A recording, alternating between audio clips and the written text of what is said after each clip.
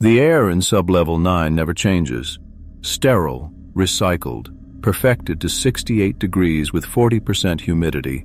Optimal conditions for both human thinking and the quantum processors lining my workspace walls. They call it the nest, though there's nothing warm or welcoming about it. Just me, the chair, and the half-circle of shiny black monitors. Their surfaces reflect nothing but blinking status lights pulsing like a steady, hypnotic heartbeat. I roll my shoulders and settle into the molded seat, readying myself for another 8-hour shift. 2 years into this contract, and the routine still feels like a privilege.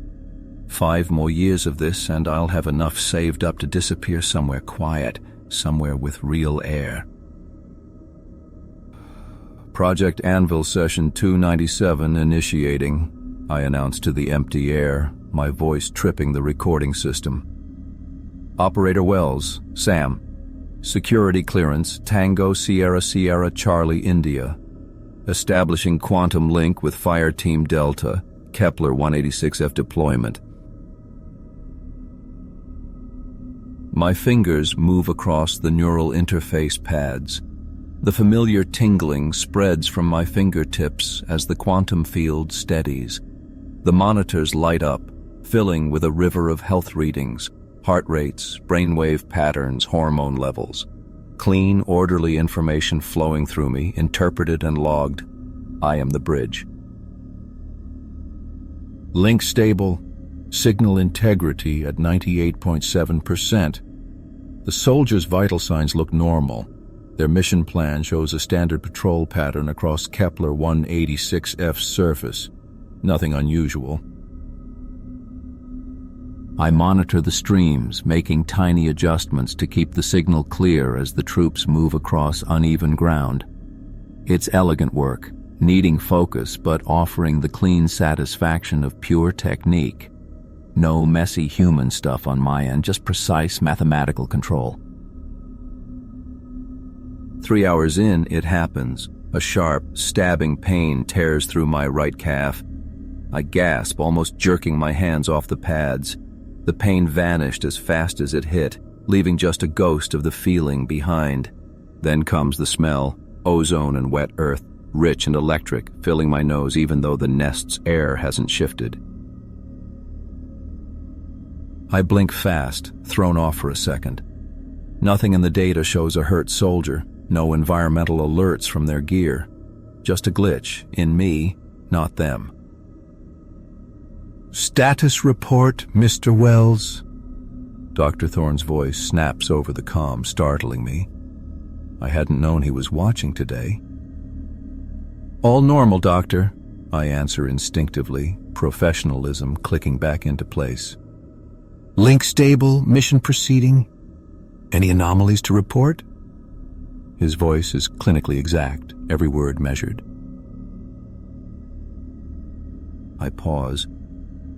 The phantom scent of alien dirt still tickles my awareness, but reporting it means tests, delays, maybe even getting pulled off the console. I've worked too hard building a reputation for being solid. "Negative, sir. Everything's within expected parameters." "Excellent," Dr. Thorne replies. "Complete your documentation by end of shift." The comm clicks off. I take a deep breath, pushing down the leftover unease. Just a random nerve firing, maybe lack of sleep. Nothing more. I've always prided myself on separating me from the data rushing past, being the objective watcher. As I sink back into the rhythm of tracking, I force away the phantom pain, the impossible smell. It was nothing. A blip in my wiring, not Anvil's. But as the session drags on, I can't shake the feeling that something basic has shifted, like a door unlocked, a door that should have stayed shut forever. The next 2 days passed without incident. I ran diagnostics on my side of Anvil, pored over the session logs, even requested a medical scan from the facility's AI doctor. Everything came back normal. No problems in the quantum stream. No weird brain activity. Nothing to explain that phantom pain or the smell that shouldn't have existed in my sterile, climate-controlled nest. Initiating QCOM link, session 300, I announced to the empty room. The monitors flickered to life, bathing the nest in their ghostly blue light. I settled into my chair, slipping the neural interface band around my forehead.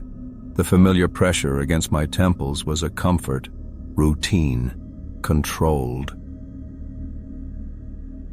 The quantum entanglement process began, and I watched the status bars climb across my screens. Fireteam Delta was on a standard recon patrol today, mapping the northern part of the alien settlement they'd found last week. The link stabilized, and I started getting the usual signals. Heart rates, oxygen levels, stress readings, 4 steady streams of data from 4 living, breathing humans over 20 light-years away. 2 hours in, everything was smooth as glass. That phantom pain must have been darkness, crushing darkness and the smell of Earth. Not the alien soil of Kepler 186f, but rich, familiar Earth dirt. Cold cement under small hands, splintered wooden steps above. A child's panic rising. Can't breathe, can't see. "What the hell?" I gasped, jerking upright in my chair. The foreign memory faded like a wave pulling back, leaving scraps of terror that weren't mine. A root cellar, being trapped, being locked in. Some kid's punishment. I'd never experienced anything like that. My parents kept things tight but weren't cruel. This wasn't my past. My eyes jumped to the monitors. Corporal Miller's heart rate had spiked for a second but was already calming down. Without thinking, I pulled up his personnel file. Adam Miller, Corporal, age 29. Notes from Psych Eval. Mentions claustrophobia from a childhood incident. "This is impossible," I whispered. Before I could figure it out, the quantum link surged. The steady hum of the equipment jumped to a screech, and suddenly I wasn't in the nest anymore. I was running. My boots felt like lead weights, each step pounding up my legs. The sky overhead was a sickly pale purple.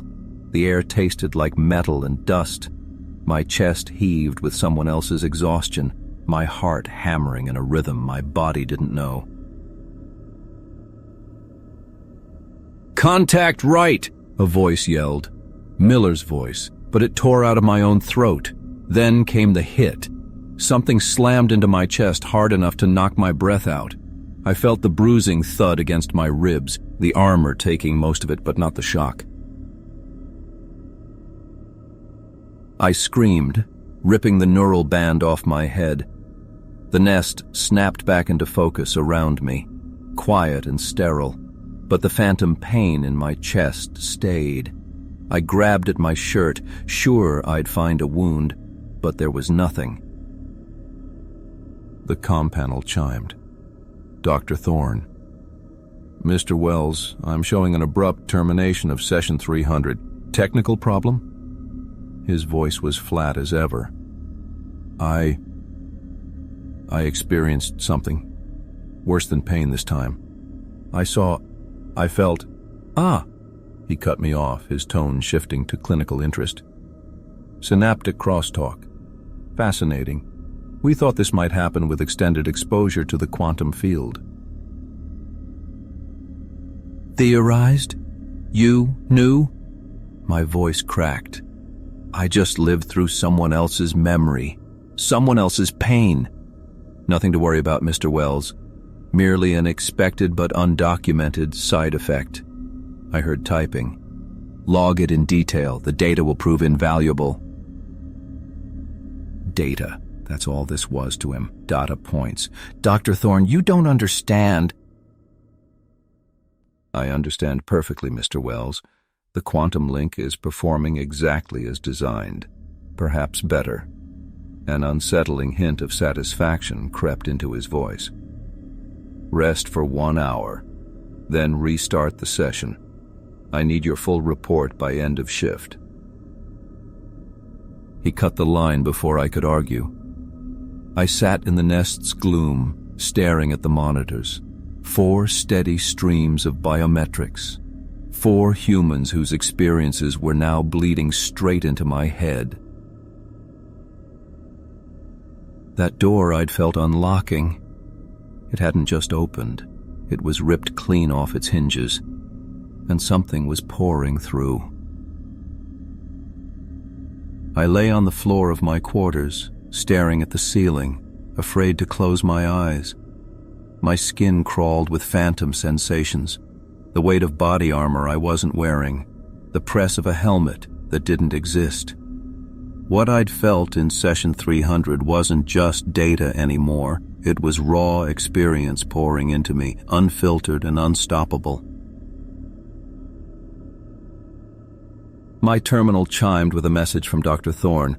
Session 301 scheduled for 8 in the morning. Attendance mandatory. I typed back with trembling fingers. Request medical exemption. Experiencing severe neural feedback. His response came seconds later. Denied. Your discomfort has been noted but remains irrelevant to mission requirements. Fire Team Delta is engaged in critical reconnaissance. They need you, Mr. Wells. They needed me. The soldiers fighting 20 light years away who had no idea their experiences were flooding into my mind, who didn't know that when they hurt, I hurt. When they died, would I die too? Dr. Thorne waited in the nest, his tall frame silhouetted against monitor glow. Mr. Wells, you're experiencing an unprecedented neural integration with the quantum field. It's fascinating. It's torture, I said flatly. It's progress, he countered, eyes gleaming behind rimless glasses. Your discomfort is unfortunate, but doesn't change what we're achieving here. He handed me the neural band. Sergeant Johnson and Corporal Miller have been separated from Delta. They're pinned down. Connect now. My hands shook as I placed the band against my temples. The system initiated, and then I was her, not just observing Sergeant Kira Jansen, but living in her skin. Her racing heartbeat became mine. Her labored breathing filled my lungs. Her muscles burned as she ran, crouched, fired. Miller, on your 6, I heard myself, her, shout. The world was alien, twin moons hanging in purple sky, strange rocks casting long shadows. Crystal-like plants crunched under our boots as we retreated uphill. Miller's voice crackled, tight with fear. Johnson, they're flanking us! I felt her turn, raising her weapon. Felt her finger tighten on the trigger. Felt the rifle kick against her, my shoulder. Then silence fell. Thick. Wrong. Oh God, Miller whispered. It's here. The way. No warning. Just sudden blinding blue-white light igniting straight into my brain. My lungs seized, solid, frozen. A cold so deep it burned swept through me. No scream, no breath. Only cold. Silence. The crushing certainty of death. Then darkness. I woke convulsing on nest floor, alarms shrieking overhead. My throat burned raw from screaming. On the main screen, Sergeant Jansen's status showed one phrase: signal terminated. Dr. Thorne knelt beside me, not offering sympathy but observing. taking notes as I gasped for air my body didn't need. "Remarkable," he murmured. "Your neural activity spiked over 300% during terminal event. Any visual confirmation of the hostile entity?" I couldn't speak. I'd felt life leave her body like it was my own. "Mr. Wells," Dr. Thorne continued, "reconnect immediately. Corporal Miller's still active. This data is unparalleled." "No," I rasped. "No more." That's when I saw it, a shadow at the edge of my vision, a figure standing in nest corner. Female. Soldier stance. When I turned my head, it vanished, but I recognized it.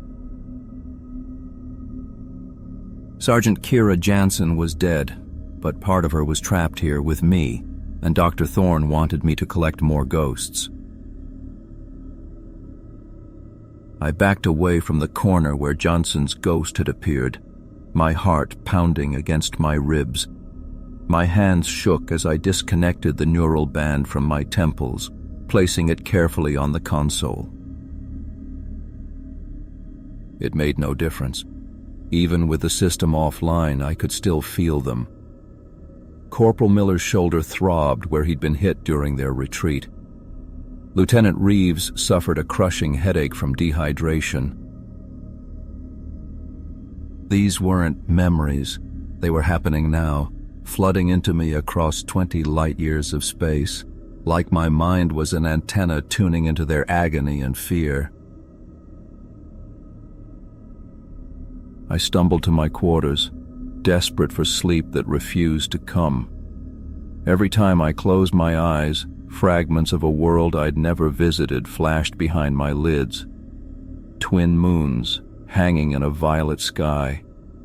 The sharp angles of alien structures on the horizon, something moving, glinting between distant trees. By morning, my sheets were soaked with sweat that reeked of alien soil.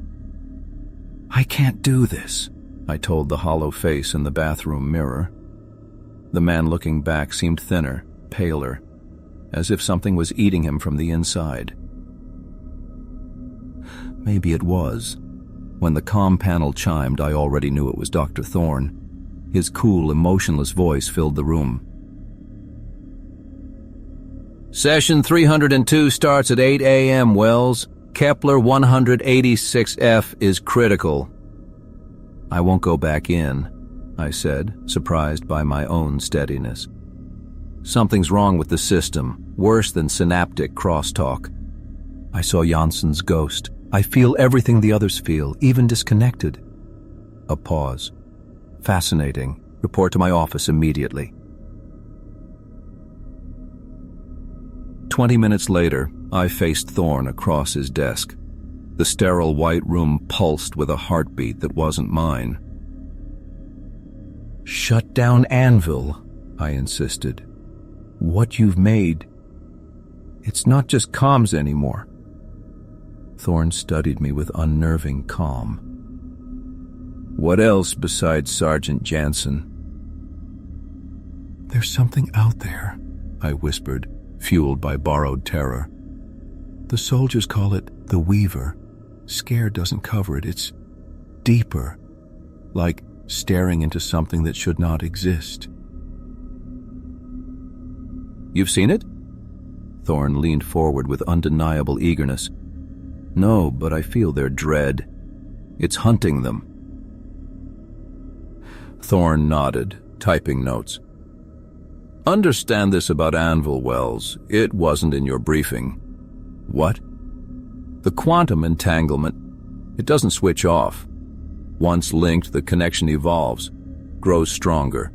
The system didn't create your experiences, it merely built the initial bridge." My mouth turned dry. "Meaning what?" "The link sustains itself. You're a passive node in their network." His voice stayed flat. "Our models predicted this possibility. You confirm them." "Predicted?"